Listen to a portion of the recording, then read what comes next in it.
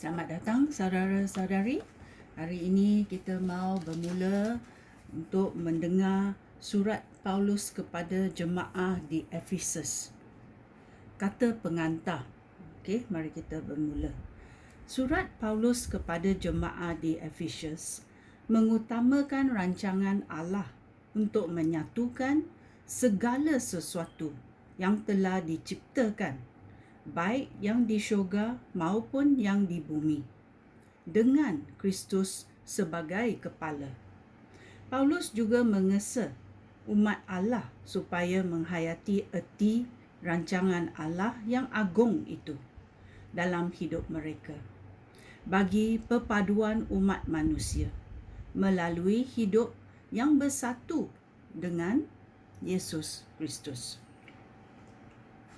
Dalam bahagian pertama surat Ephesus ini, Paulus mengembangkan tema perpaduan ini dengan mengatakan cara Allah Bapa memilih umatnya, serta mengampuni dan membebaskan mereka daripada dosa melalui Yesus Kristus, anaknya.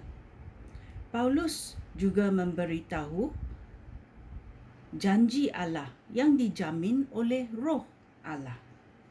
Dalam bahagian kedua, Paulus mengesa para pembacanya supaya hidup rukun, agar perpaduan mereka sebagai umat Kristus menjadi nyata.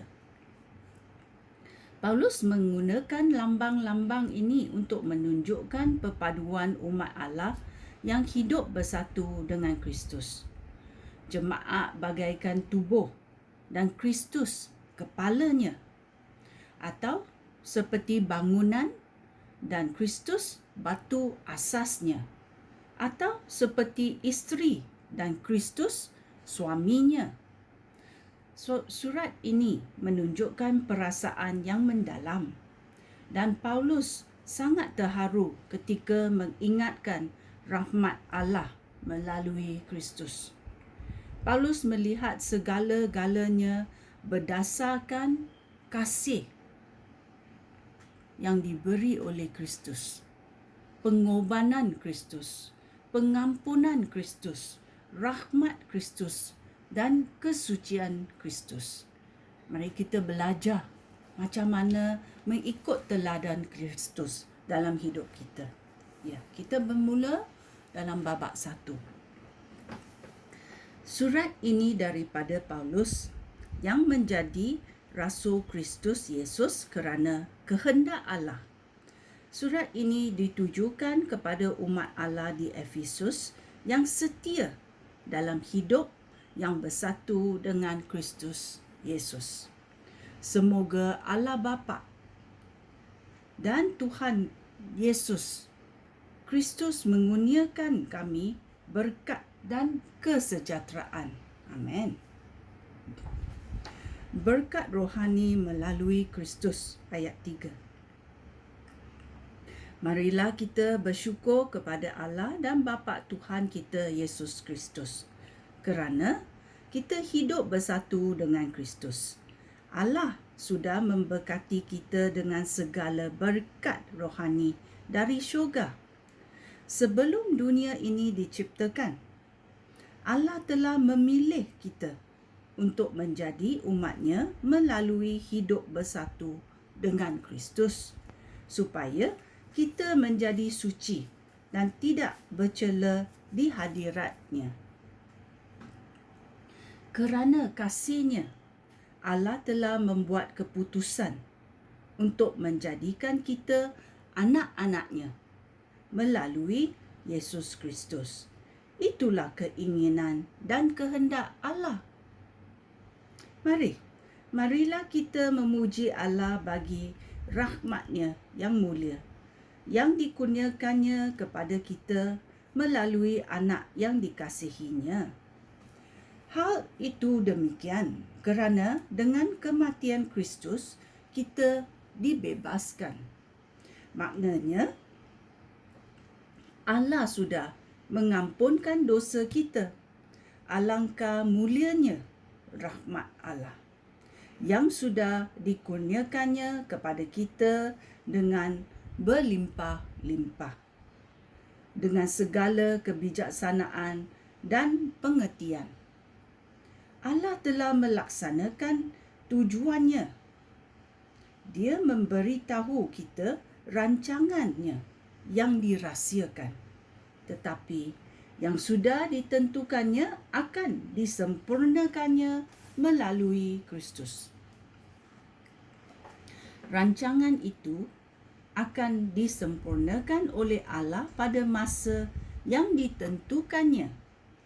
Rancangan itu adalah untuk menyatukan segala sesuatu yang telah diciptakan, baik yang di syurga maupun yang di bumi, dengan Kristus sebagai kepala.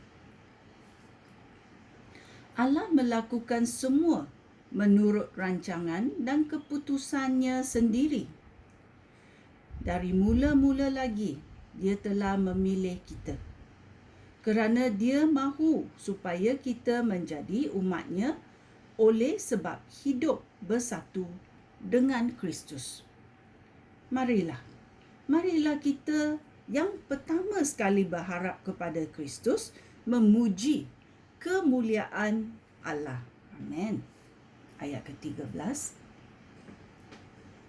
Kamu juga menjadi umat Allah ketika kamu mendengar berita tentang ajaran benar, iaitu berita baik yang membawa penyelamatan kepada kamu.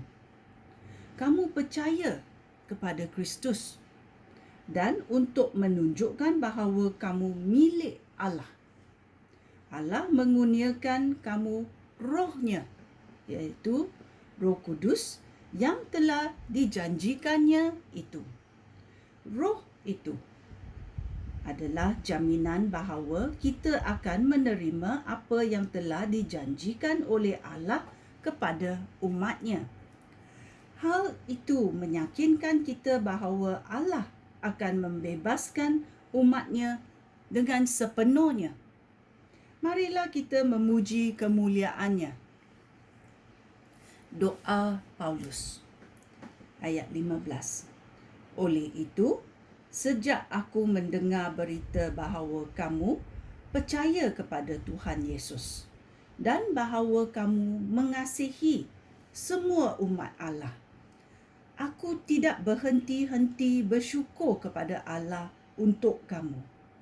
Aku mengingat kamu apabila aku berdoa. Aku memohon supaya Allah, Tuhan kita, Yesus Kristus, Bapa yang mulia, mengurniakan kamu rohnya. Roh Allah akan menjadikan kamu bijaksana dan akan menunjukkan Allah kepada kamu sehingga kamu mengenal Dia. Amin. Aku memohon agar Allah menjadikan fikiran kamu terbuka untuk memahami ajarannya. Dengan demikian, kamu mengetahui apa yang dapat kamu harapkan daripada Allah yang memanggil kamu.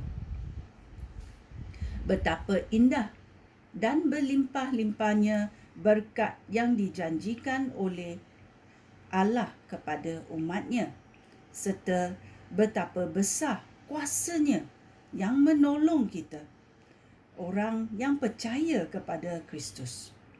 Kuasa itu seperti kuasa yang digunakan oleh Allah ketika Dia membangkitkan Kristus daripada kematian, lalu memberi Dia tempat duduk di sebelah kanannya di syurga. Di situ Kristus berkuasa atas semua pemerintah, penguasa, pemimpin dan raja.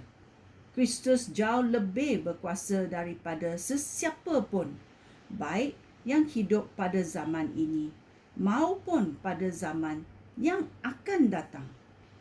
Allah menaklukkan semuanya ke bawah kekuasaan Kristus dan memberikan Kristus kepada jemaat sebagai penguasa segala sesuatu. Jemaat itu tubuh Kristus dan kesempurnaan Kristus. Dan Kristus menyempurnakan segala sesuatu di mana-mana sahaja. Ya, ini adalah babak pertama dalam surat Paulus kepada jemaah di Efesus. Ya, kita mesti tahu siapa kita dalam Yesus.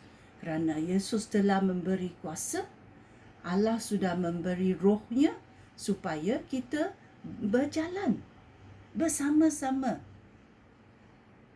kesempurnaan yang diberi oleh Kristus. Ya, sekian. Terima kasih. Shalom.